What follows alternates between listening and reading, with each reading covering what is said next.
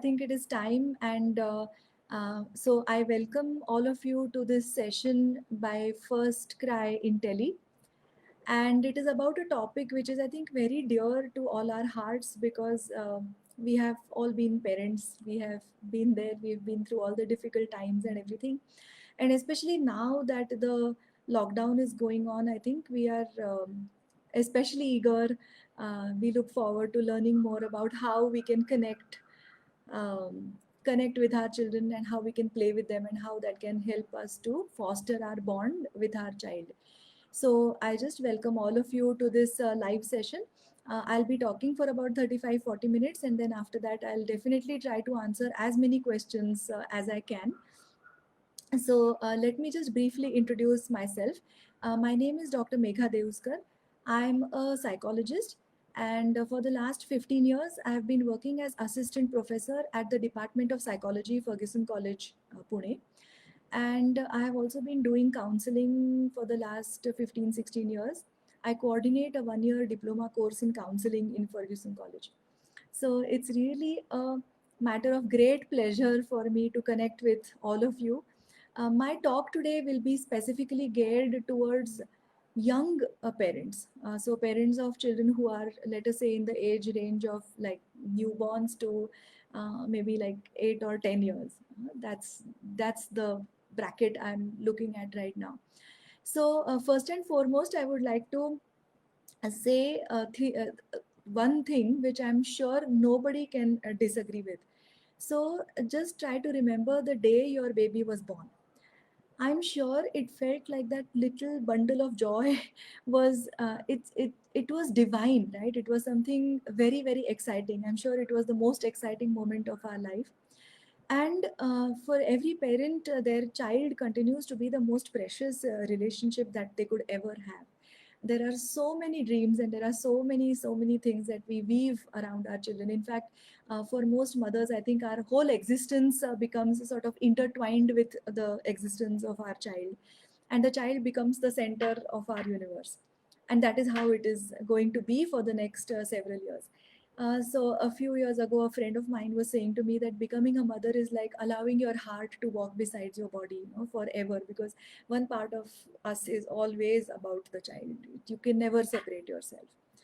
So in this session today, we are going to be focusing on this area of play and how that can develop or foster deeper bonds with our children.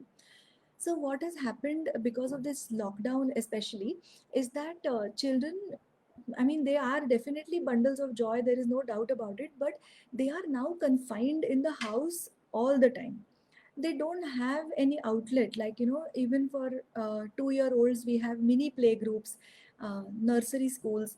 And then as children grow older, they of course have a nicely built routine, like a proper school day, and then they come back and then they have their time to nap and everything of that kind has gone for a toss. And I'm sure that has placed a huge added responsibility on parents.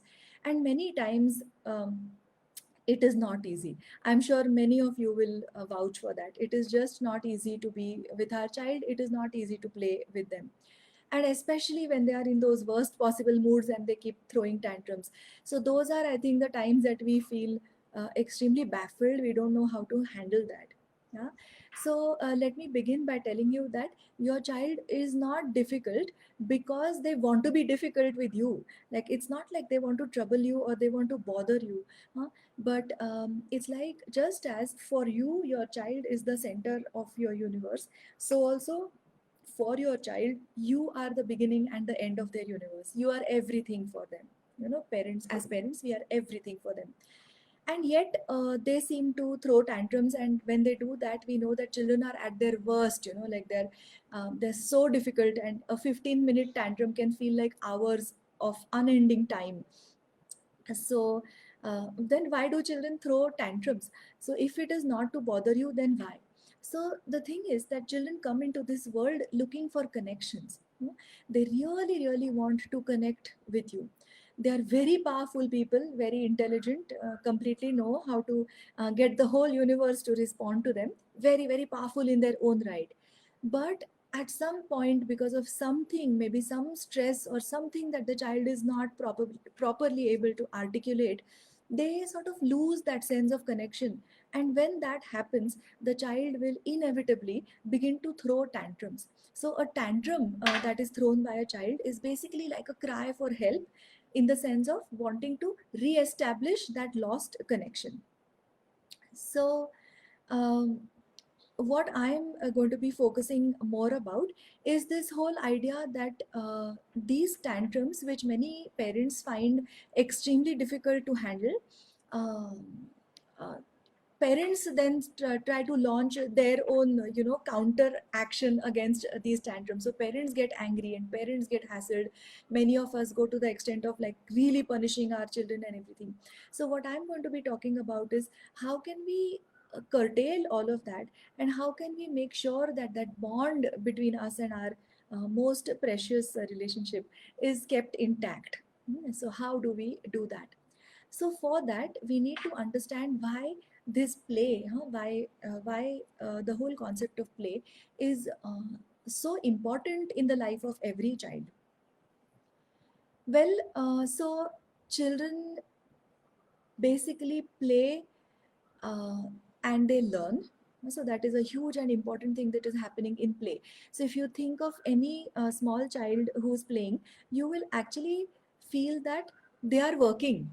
They look as though they are absorbed in work. So they could be, for example, building a like a little doll house or whatever, and they look like totally engrossed. So somehow in their imagination, they are sort of building up their world. Play is also that act which allows the child to be totally imaginative and put their entire creativity to its level best. That's another thing that children achieve through play. And at the same time, play is also that opportunity for catharsis. So I will soon be coming to that point where how children use play in order to get out those emotions which are totally disturbing and totally damaging to them. So children have this remarkable ability to heal everything that is going on through play. And that is why I think it is so important for us as parents to understand that play is a very, very important method for us to foster and sometimes even repair a connection that has been damaged with our child. So, hmm, there is also a particular way in which, if parents play, that actually helps to build connections with the child.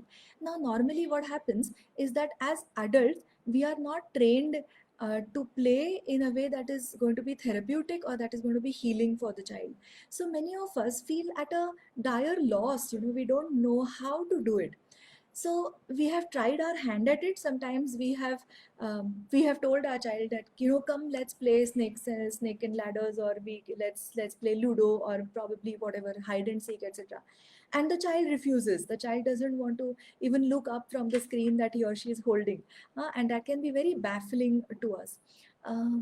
So the thing that as psychologists we believe is that adults should not direct the play. That is probably a very common mistake that we make, that we keep directing the play. Because now if you look at the life of a typical child, you will find that they are being dominated pretty much all the time. Like, think about a typical day in the life of a child. So the child is probably early in the morning, very cozy in his her blanket, and then mama comes and pulls it off. Then the child is taken to the bathroom, where the child probably just doesn't want to have a bath. Before the child begins to enjoy the warm water in the tub, they are pulled out, and then they are made to, like, whatever, brush their teeth or have a glass of milk. And then before they understand anything, they are already wearing their uniform and they are packed off to school. And very soon they find themselves crying and saying bye bye to mama. So if you look at the life, typical day in the life of a child, you'll realize that this theme of being dominated runs through and through, because they're constantly getting instructions. They're constantly being told what to do. And that can really make the child feel terribly disconnected. So the first and foremost thing that we need to understand, when we really play in a way that is going to be tremendously healing for our child, is that we stop directing the play, and we deliberately take the less powerful role. So what happens is that we put the child in the lead role and we follow the child. So you will find that children start to enjoy this form of play more than anything they have ever enjoyed, because just this thing of getting relaxed attention from the parent is enormously healing and priceless for the child. So if the adult is there and really willing to listen to the child, really willing to be a part of whatever game the child wants to play, then the child begins to show whatever the child is imagining, or whatever they want to get out. They slowly start feeling safer, and they warm up to the parent, and they begin to show what is happening in their internal world. As long as we keep imposing and definitely that this is the way we should play, or that is the way we should play, the child is not going to show us. They are not going to feel safe enough to really show us what, how, and what they want to, what's going on in their internal world. At the same time, so when we play, we will also have to have this kind of a sensitivity to play according to the age needs of the child. So at this point, I'm just going to tell you a couple of things about the first couple of years of a child's life. Usually, you will find that children before the age of 3 don't really engage in any kind of interactive play. So if an adult is sitting and if a child is sitting, the child doesn't really engage in an interactive sort of play. The child continues to have parallel play. So the child maybe because the apparatus to know that there is another mind that is now interacting with me is not yet so properly developed. So children continue to play. In fact, you find if you put two babies together, each one will be engrossed in his or her own toys. So we in our language call it parallel play. Okay, but the most beautiful thing starts happening when the child becomes roughly 3 years of age. So at that point, the child begins to understand that there is somebody else with whom I'm collaborating when I play, and that is called as interactive play. So after that age, the child will provide you plenty and plenty of opportunities to allow to allow all different kinds of play activities. For instance, the child has probably heard a story. Hmm? So let's take the example of the Pied Piper. Suppose a child has heard the story of the Pied Piper. Chances are that the child wants to enact that story with you. Okay, and they are always going to be in the role of the protagonist, and they are always going to be winners. No matter what, they are going to be winners. So they will be the Pied Piper, and you probably have to be the mouse, and they will play the pipe and lead you whatever outside the village and all that, and they will probably make you hide and um, go underground and stuff like that. Okay, so after the age of 3, this whole imaginative play begins, and you get a lot of opportunities, really a lot of opportunities to create those play activities. A second thing that we need to be uh, quite well informed about is that some children really want that close skin on skin contact, because that is another way of really healing, because children can feel terribly isolated when they go to school. I'm sure you can imagine the first day of nursery school. The child must be feeling so disconnected until they see their parent back waiting at the school gate for them. Those 2.5 hours, they might be feeling extremely isolated. That is why when they come to you for play, they will insist on, like this rough and tumble play where there is a lot of touch. Now in this kind of activity that parents get to do for quite a long time with their children, we need to be sure that we touch them in a very sensitive and a very caring and aware way. It's really important to not tickle the child mercilessly until the child begins to cry or whatever, but really be sure that the touch that you allow is very aware touch. And in that, then you can do a lot of rough and tumble play. Especially boys enjoy a lot of rough and tumble play. Actually, girls also, when they're small, they enjoy a lot of rough and tumble play. So our rule number 1 in rough and tumble play is the child ultimately wins. Okay, because like I told you, we are deliberately going to take the less powerful role, and that is therapeutic for the child. So what we do is that we offer just about enough resistance that is appropriate for the child's age level. Okay, so I'll just give you a few examples of this kind of play. So when children are very small, like let us say 2.5 3 years, and when they start playing hide and seek with you, what will happen is that they will be hiding right in the middle of the room. Okay, and they expect you to search for them. So at that point, because the child is small, you will have to really act very goofy and probably open a cupboard and say, oh, where is my baby gone, and have I left her back in school, and probably you can begin to cry and show that you're really upset.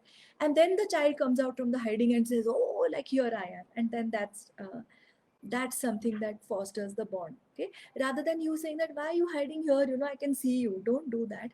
It's important to allow the child to win. As children grow a little older, their resistance increases, and so you also have to offer a bit more increased resistance. So for instance, arm wrestling, when you do wrestling with a child, make sure that you offer about enough resistance that the child has to put in a real lot of strength. Like, even while losing, don't just lose, huh? Allow the child to really sort of fight it out. And then you can at some point, when you know that the child is now really bracing, like using all of its strength, then you can let go and then allow the child to win. Okay, so our rule number one is allowing children to win, whatever it is. Offer enough resistance that is appropriate for their age. Then um, in the middle of this kind of a play, you will also realize that children have their own needs. So sometimes the child might be a little cranky, probably a little hungry, or probably a little sleepy.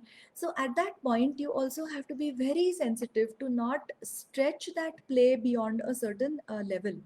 So you will have to immediately sort of,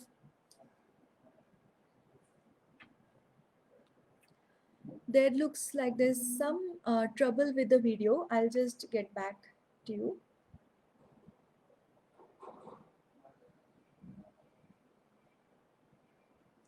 Just give us a couple of seconds.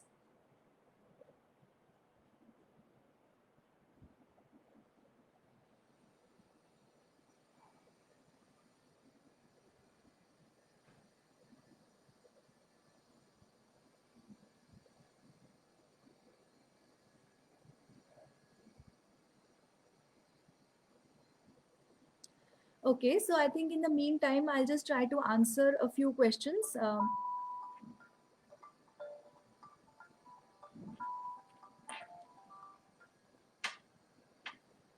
Hello? Hello? Okay, so I think I'll just try to answer a few questions. Yes, yes, yeah. Okay, yeah. Right. Okay. So here is R. Niveda, who wants to ask a question. Hi, ma'am. My daughter is 3 years and she's speaking, but words are not coming properly, and I don't know how to teach her rhymes and to study ABCD. So she's not showing interest. Can you help me? So I would like to give you some small tips about how you can foster the growth of language in your child, or language development you can foster in your child. So what happens is, many times children don't get the right words, but they are probably looking at something. So for instance, imagine your daughter is looking at a pigeon. So if you stay a little sensitive to where she's looking, and if you also look at the pigeon, point out to the pigeon and say, oh, so my baby is looking at the pigeon, such a beautiful bird. So she understands. So first of all, she gets that double joy. One is that you are very connected to her, and that you're looking at the same thing that she is looking at, so you can do that. So slowly this helps to increase children's vocabulary, and this is one way in which you can help to develop children's language skills. There's Ashna, who's asking me, hi doctor, my girl is 2.5 years old and she's very active, but she's not showing much interest in learning or playing.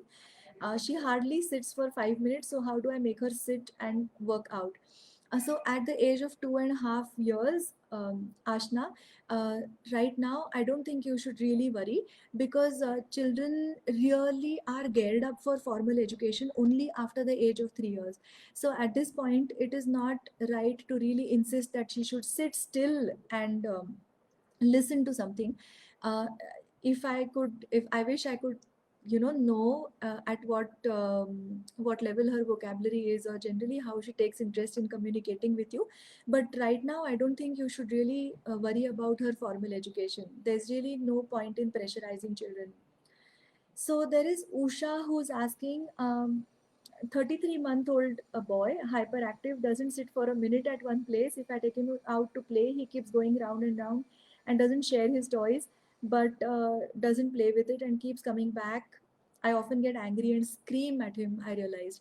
So let's understand that children at this age, when they're very small, so her boy is 33 months old, she's not even 3 years. So at that point, first of all, that interactive play has not yet developed. Minutes ago I was just talking about parallel play and interactive play.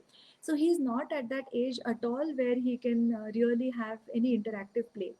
So at the moment, I think it is too early for you to expect that he'll be engaged in any kind of interactive play. Moreover, children are egocentric at this point. So in our we in psychology, we also believe that this little narcissism that children have, that little self-love, it is actually very healthy. And later on, children will develop that capacity to be empathic, understand other people and everything. So right now, it is really important to enjoy your child exactly the way he is. Hmm. There are a few questions here. For example, Vinakshi is asking, my son is 2 years and 9 months old. Sometimes I have to scold him. How can I control this?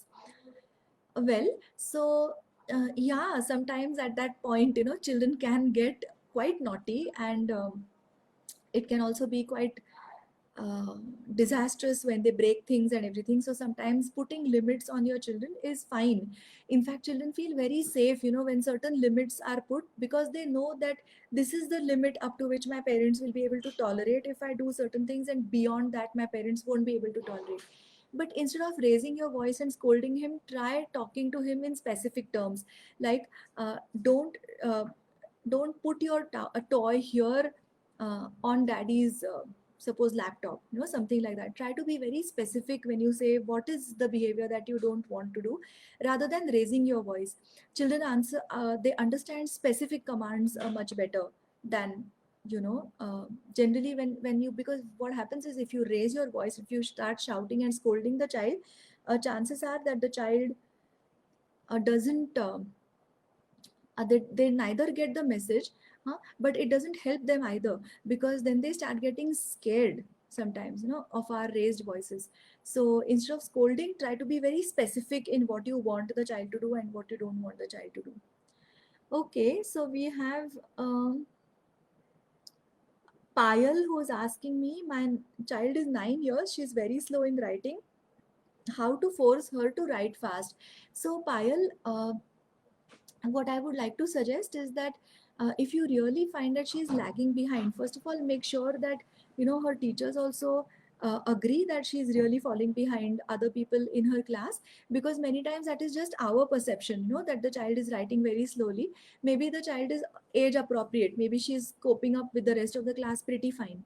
But if you find that she is really lagging behind, then try to take her to a remedial help center, because children might be very sharp, they might actually be very very intelligent, but they could probably have just that localized problem. Like, this problem in writing is what we call dysgraphia sometimes, so but it has to be diagnosed properly. You will have to do it with a proper diagnostician to determine if she really has dysgraphia. Now, if she does, there are remedial training centers available where they give you special tips to help the child to write. And sometimes, if the child is writing in a very labored way, it is really important for you to not insist on the fact that she should write, because as it is, she might be feeling very frustrated when she is in school. On top of that, when she comes home, and when if you again insist that she should sit down and write, it might just get too much for her, you know. Okay, I think I'll just take a couple of these questions from WhatsApp. Um, Rajina, hi ma'am, my son is 26 months old. He is not talking. Before, I mean 3 or 4 months back, he spoke 3 or 4 words. Now he's not speaking these words also. From 10 days, no word on words. We are telling some relationship words he's understanding but not giving replay. So 26 months, that is 2 years and 2 months. Huh? So I wonder if this problem has got anything to do with the conditions in which the family is stuck up right now because of the lockdown. Because recently, a lot of studies have begun to reveal that in the pandemic, the kind of situation that the child is caught up in right now, the child may not be able to say really, but there could be some stresses which the child is going through. We really don't know what is happening. So, as far as possible, try to keep communicating with him without expecting a reply, really. And like I said, if he's pointing to a particular thing, try to name it so that the child's vocabulary naturally increases. Then you can talk to him in short sentences, but which are very well articulated. For example, when you say something like, "Wow, that's a beautiful white cat," and she mews, so you're emphasizing every word, beautiful white cat, and look at how she's mewing, and then you can make the sound, so that the child learns, because this is one way that children pick up that vocabulary. So, at some later point in time, if the problem persists, of course, then you can take the help of a professional. I hope that you don't have to do that. Hi, doctor. My daughter is 27 months old. She doesn't listen to me except her own interest. She doesn't speak except mum for water or a little babbling. Tried lots of things, but no help what to do. So this is again a child of 2 years. Now see, this language development is really pretty idiosyncratic. So it is very different for every child. So some children start speaking very early, say as early as 1 year. Usually by 1 year, children have some specific words which they can pronounce, and then slowly children start to pick up more and more words. So by the second birthday, they have a lot more vocabulary at their command. But the very fact that your daughter is already talking about things which are of her own interest, is actually quite encouraging. So relax a little bit and keep following this thing of talking to her, articulating properly, probably making use of more, trying to show her colorful things or interesting things, and I'm sure her vocabulary will grow. So actually, young mothers can get very, very alarmed even if there is no real serious problem, because this is the first time and we really start comparing our children with other children. So each child really has a very different time of development. So you can do the best that you can do by talking to her as much as you can. Okay, I'll just look at a few other questions from here.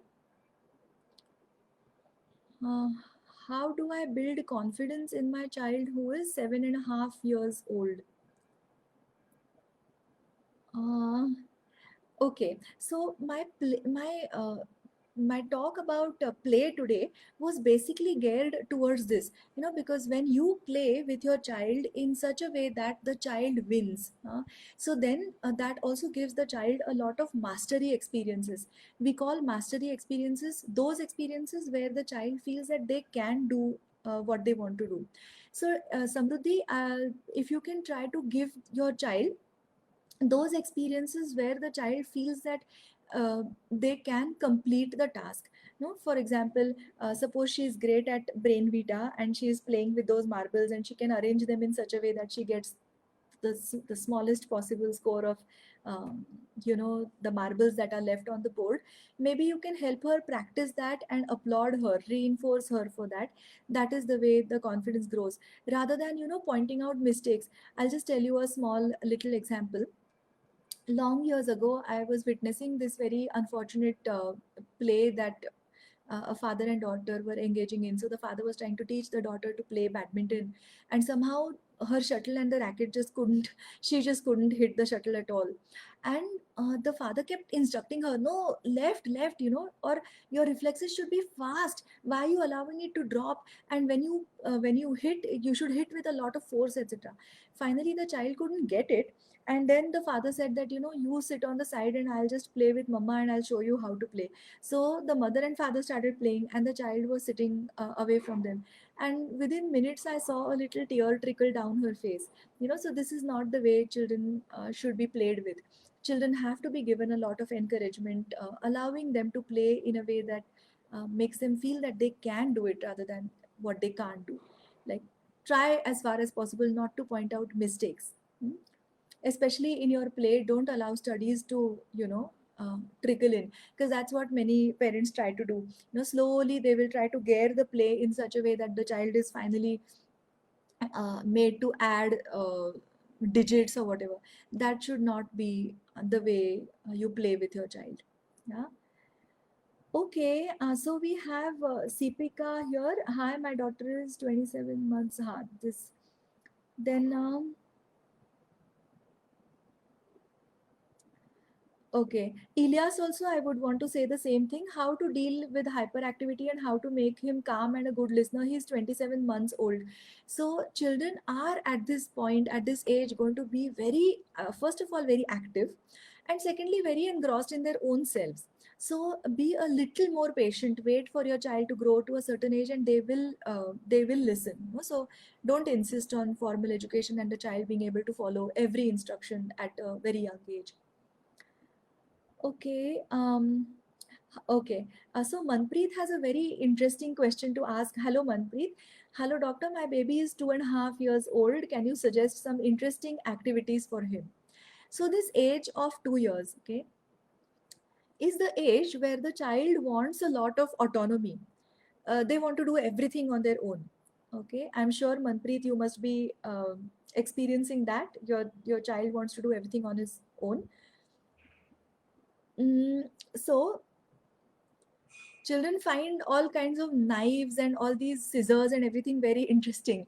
I don't know what it is, like this fascination with all these very dangerous things in the kitchen, and they throw away their toys, but they definitely want to handle knives and all. So in order to make him feel something is very interesting, you can do all these small small things, like you can have a butter knife so that it doesn't have any sharp edges, and you can allow him to butter the bread. It might be a little messy, maybe the child is not perfect at doing it, and maybe they spill things, but he will enjoy doing that. Or something like polishing shoes, that is something that children enjoy doing, because it might be a little messy. So Manpreet, what I'm telling you might sound a little inconvenient for you, but it can give your child a lot of interesting stuff. uh, Similarly, you can ask him to wash certain things, like maybe you can keep a few of his toys in the bathtub and make them wash and stuff like that. They love to play in the water. Allowing them to children are very creative. You can give them a lot of clay, so clay is one thing that at this age children can create a lot of different things out of it. And your child is 2.5 years old, so he is very soon going to come into that creative phase. So at the age of 3 years, he will start to show you a lot of imaginative play. So small things in the kitchen also you can use in order to make, for example, like an ice cream counter for him, and they are imagining that they are scooping ice cream and they are serving you ice cream and stuff like that. Okay. Okay. Suchi, hello doctor. My baby is 9 months old. Okay, he's very active. In this time, which activities, games should I play with him? Also refer some books for this age. Okay. 9 months is like a very small, this is a very, very small baby. I think the cutest phase in a baby's life, 9 months. Mm, okay, now usually we start with small games like peekaboo, or make use of these big plastic balls, like on which there are these alphabets written and all. So rolling those balls. So usually children's development, like physical development, follows a particular pattern. So there the gross motor development happens before, and the finer motor movements and the finer motor development happens later. So for example, holding a crayon or holding a pencil, which is to be done with fingers, that dexterity will happen later. But the body generally starts developing earlier. So that is why making use of big balls, big balls, or pillows on which the child can roll over. So all these small, small activities you can do with a 9-month-old baby. As far as books are concerned, there are these very beautifully illustrated books by um, uh, like these nursery books with a lot of pictures given in them, like with bears, and highly illustrated big pictures and very small written material. So you can start showing them these little pictures. So that those are the books that you can enjoy with your baby. My son is 3 years and 2 months old. He's very restless. Doctor said that he's hyperactive and suggested to consult with a child psychologist. He cannot sit in one place more than 5 minutes. Please suggest what I can do. So, if it is a diagnosed problem, Nilanjana, then you will have to do some remediation with him. So, usually with hyperactive children, something to calm down their nerves, like some small repetitive activities like stringing beads, or even if children are allowed to play in the water, the hyperactivity can be channelized properly, so, or giving them a lot of open space in which they can play. So those are the activities. But if you have a diagnosed problem, then you should do all these things under the guidance of a proper psychologist. I'll just look at a few questions from here.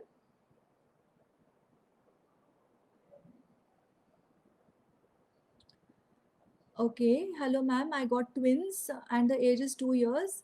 But the first twin won't talk properly, and but with twin two he will talk what I will spell. Okay, so here again, with twins, many times it's very idiosyncratic. So each child's level and the age at which language skills begin to get developed can be very different. So you can really go very, very slow, because at the age of 2 years, don't rush to any conclusions. Children suddenly snap out of that phase. I've seen this many times. Children suddenly start talking by the age of 3 or 4 years. But if the with like your skills with the other twin is something that is helping him, then you can continue to talk. Just continue to talk to both of them. Himanki, hello. My child is 5 years old. He doesn't want to read. How should I develop a reading habit? Okay. Um, I feel that whatever it is that we try to do with a lot of insistence with the child, that literally sends the child scurrying in the other direction. So instead of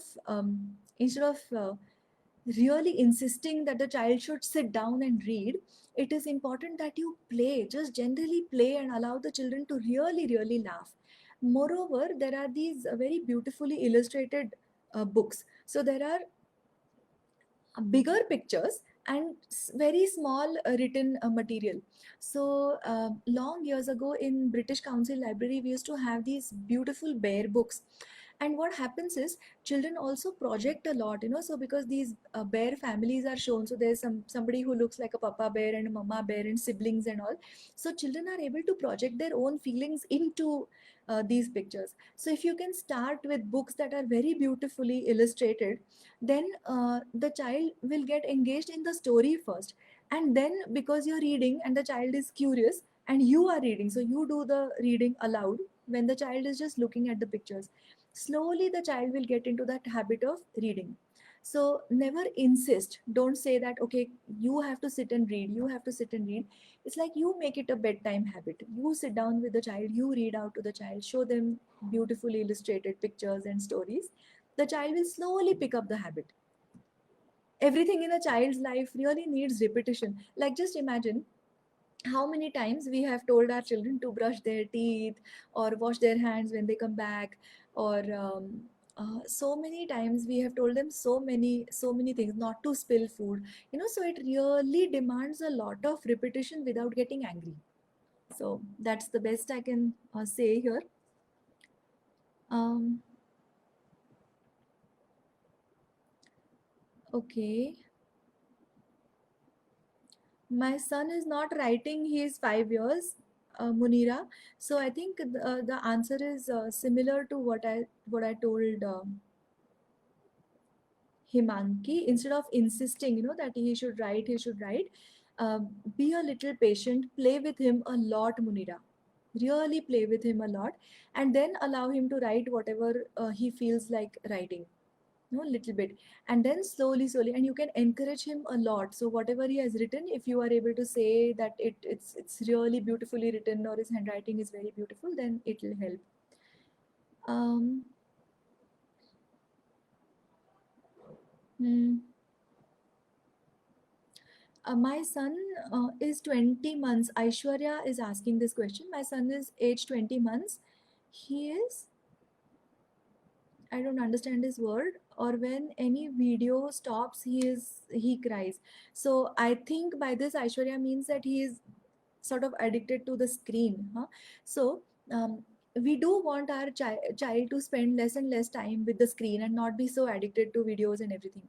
So instead of just taking away something that has been the child's greatest source of entertainment, it is important to start supplying that entertainment. So in my talk today, I just want to emphasize this idea of rough and tumble play, just absolutely giving the child relaxed attention, allowing them to laugh a lot.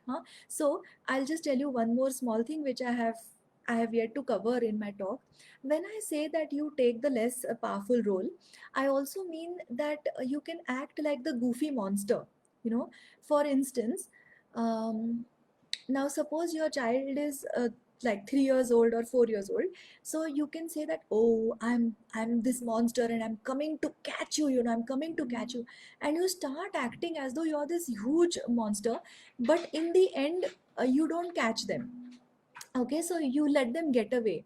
So then the child understands that, oh, this looks like a monster, but they are not powerful. So when that happens, the child will have that mirthful laughter. So any and everything that allows children to really laugh means absolutely mirthful laughter. That is something that heals the child. Okay. Or for example, when the child hides and you are searching everywhere but you really can't find the child, and then the child comes out of wherever they're hiding, and then they say that, here I am and all. So that is what is going to give the child that pleasure. So engage in a lot of these kind of playful activities of connecting with the child, and then the bond gets fostered. I was reading up on this. Okay, so I would also like to refer all of you to this beautiful source of information. There is a site called Hand in Hand Parenting. It's written all as one word, handinhandparenting.org. And there's a beautiful psychologist, Patty Wiffler, who conducts these regular workshops with parents, with children, and she also brings out newsletters where she talks about a lot of things that parents can creatively do with their children and how to foster that bond with the child, etc. So if you all are interested, please visit that site. It's called handinhandparenting.org. On that site, there are quite a few parents who also post their experiences when they start using something that we call as special time. So special time is like an arrangement. So you can probably make that arrangement with your child. You can probably just tell them that uh, 6 to 6:30, like let us say half an hour, this half an hour I'm going to be completely playing the way you want me to play, because the rest of the day you are anyway instructing the child and you are telling the child 100 things to do. So in that half an hour your roles are reversed and your child takes the lead and you completely follow. This is what we call as special time. Now in that special time children become very creative, like they start to address a lot of their internal like issues. And we have found that this thing of giving special time can give you enormous benefits, like the child starts feeling very safe and they become really really cooperative and wonderfully like angelic in their behavior. That is because their sense of connectedness with you, I'm coming full circle, that's the point that I started off with. So their sense of connectedness with you is come back, huh? So one of the parents had posted their experience that morning time to brush the help the child to brush his teeth and get ready and go off to school had become very bad, like a very challenging time for this parent, and the child just would not cooperate. So this parent struggled with her son for a long long time, and then finally she chanced upon this whole concept of hand in hand parenting and especially special time. And what she did was that she decided to give half an hour to her child. Both of them started waking up half an hour earlier. And in that half an hour, she would do completely whatever he wanted. So if he wanted to play rough and tumble games, okay, that. If he wanted to cycle, then cycle. So in the early in the morning she would go half an hour for cycling with him, whatever he wants. If he wants to listen to a story, it is story. If he just wants to cuddle up, he just wants to cuddle up, okay. And she found that it had these wonderful benefits, so the child started cooperating a lot.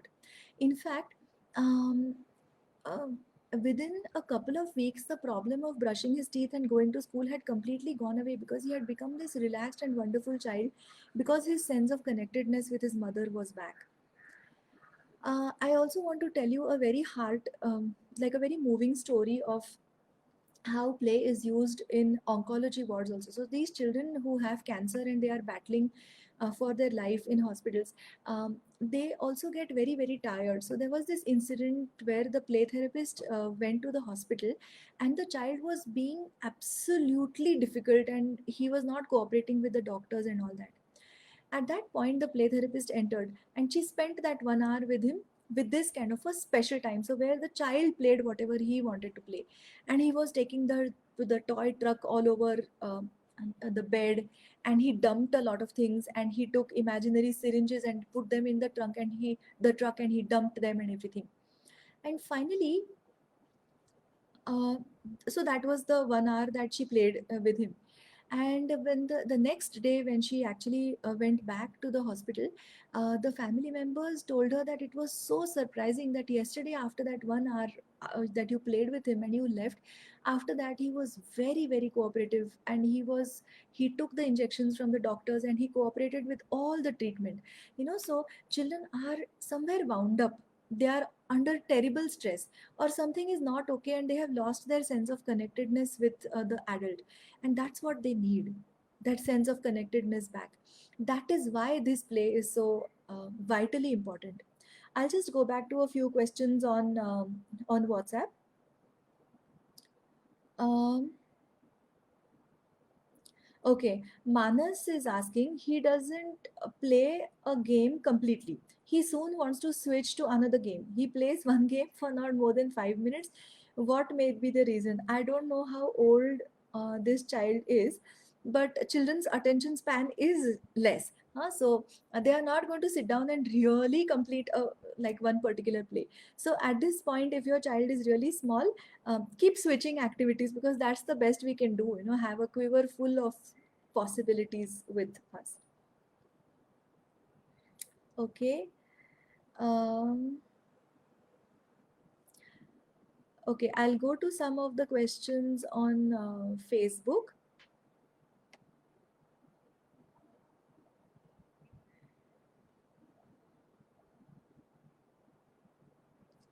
Jyoti is asking, hello ma'am, my child is 2 years old and he's doing hyperactivity like breaking toys.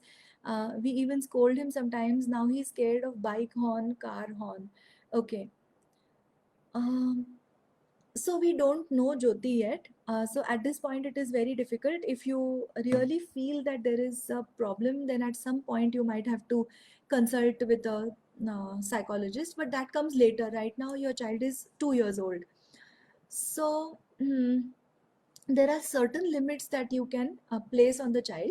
So like I just said in another question before, instead of raising your voice, you can just be very firm and very clear in your request. So if you are saying that you don't want that child to break that toy, then you can take the toy and keep it away and tell him no breaking toy at all, this is not allowed, instead of raising your voice, because raised voices can create a lot of fear in the child.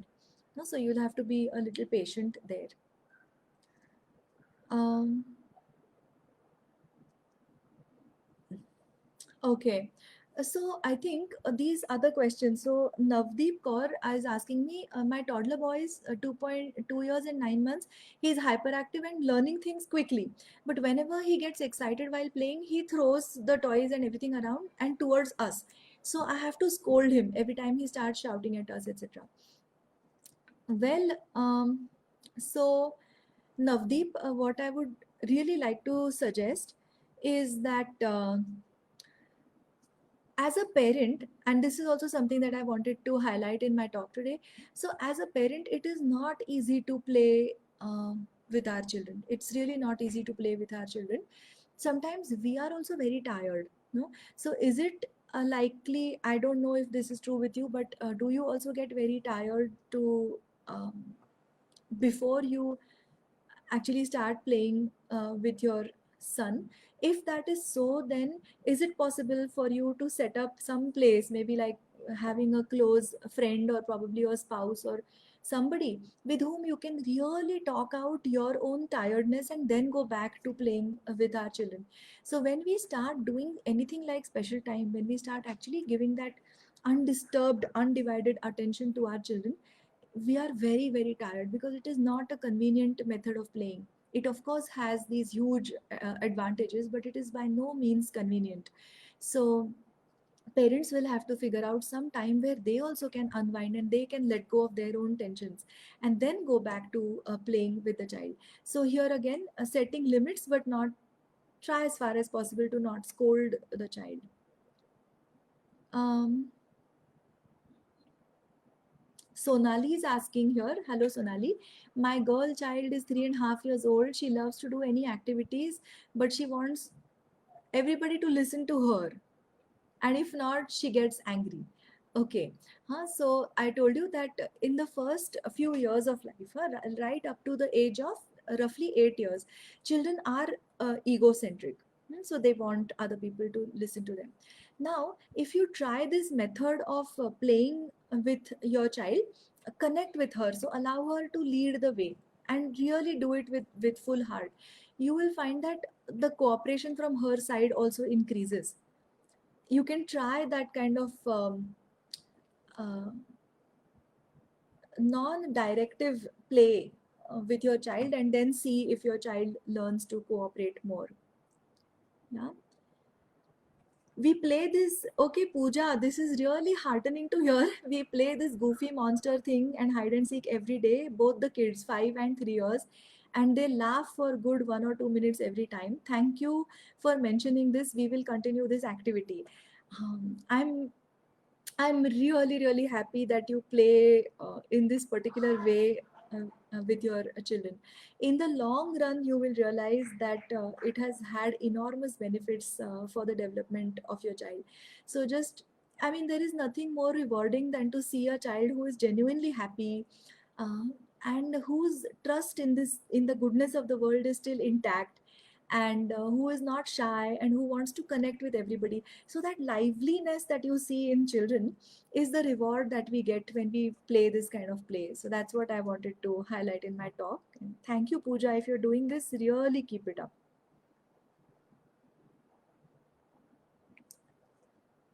um Okay, what can be done to handle the child when he's throwing a temper tantrum? For instance, my child will scream and throw things, and if I also get angry, it only aggravates it further. What can I do to calm him in that moment? Okay, so now these tantrums, so the tantrums are basically your child's way of releasing that pent up tension. Like I told you, something has happened. Maybe it is not about you, maybe it is something that has happened in school, maybe he has not seen you at all, because in this lockdown I have found that we are also working tremendously hard at home, and so the child has really not got that chance to be with you. So for whatever reason, the child is really really wound up, and in that process they throw a tantrum. So if you really start to interpret it as that it is a cry for help, from your child, so the child is wanting to revive or um like uh, foster back, re-foster that connection with you, then what happens is when the child is throwing a tantrum, you just stay close. Like, don't react to the child, but just stay close. In fact, the child will be hitting and kicking and telling you, mama, go away, I hate you, and all that. Don't trust that. It is basically that emotion. In the heat of that emotion, they say all that, but they love you like you are basically everything that ever mattered to them. Okay, so stay close. Now you will have to set these safety limits, so the child is not allowed to hurt himself, they are not allowed to really badly hurt you, and they are not allowed to completely like shatter glasses or break property. Once you make those limits, now within those limits you can allow the child to be angry and say clearly what they are angry about, and stay listening. Try to understand that the child also has a point.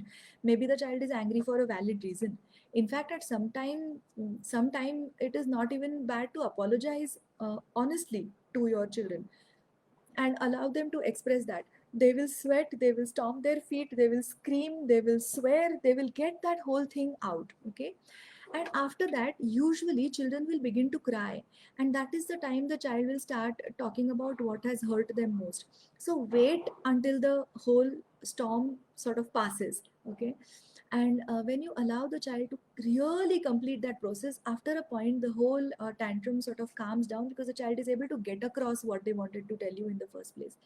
And then usually either the child is very tired and they go off to sleep very peacefully, or they come back like their own usual self, their mood is cheerful back again, and that's exactly what we want. So um, thank you for asking this question about tantrums, because that was also something that I wanted to tell you, that this kind of play that we have with our children also helps them to get the whole tension out. Probably, something has been very difficult for the child even in school, and that's what they want to get out. And probably as a parent, you are the safest space, so that's where they can get out the tension. So Bhargavi, hello, my son is 8 years old and he's always playing games in the computer and on the gadgets. Yeah, that's what. So uh, try, if you are able to play with him, and if you are able to really connect back with him, chances are that the addiction to those gadgets will come down because they want to connect. Yeah, I just hope that all these things that I've told you in this live session about this particular method of playing where you take the less powerful role, I really hope that it helps you. Okay. Okay.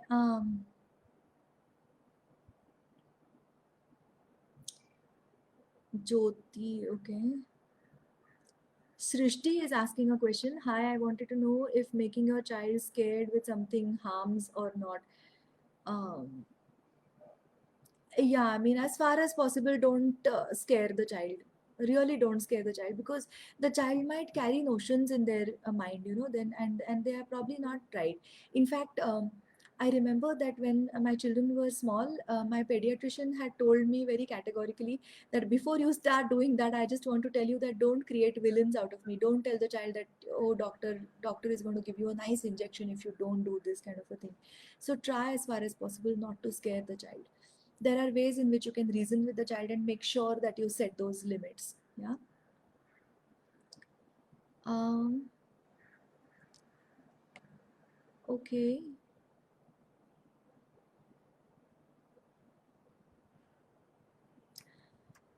Okay. Hello, Dr. Megha. My daughter is, this is Preeti asking. My daughter is 2 years old and we have tried all different ways to encourage independent play, but she does not seem to spend more than 10 minutes playing alone. Also, what can be a consequence? What can be a consequence if a child is constantly not listening to you other than spanking or timeout? Um, so children need that connection. Sometimes I also wonder that, the resources, whether the resources that we really have in our families today are really enough to contain the excitement that a child has. So the child would want to connect, and they are so energetic that they can keep at least three adults engaged with them. So I don't know if you really have grandparents or somebody to support, because the child is going to long for connections, and it is important to not deprive the child of that connection right now. So at this time your child is really really small, and you can't expect them to play alone. They will demand a lot of your time. So I just wonder if you have any, any additional support who can probably help you, so that either when you spend time with the child, something at home gets done, or the child gets some time with you, some time with her father, and some more time with her grandparents or whatever, because children are smart and they will not allow the sense of connectedness to go. I think so. My time is up right now. We need to stop this live session. I would like to really, really thank all the participants for being so actively involved in this session, and for your tremendous support and for all the questions that you asked. I hope I was able to answer at least a few of them. Thank you once again.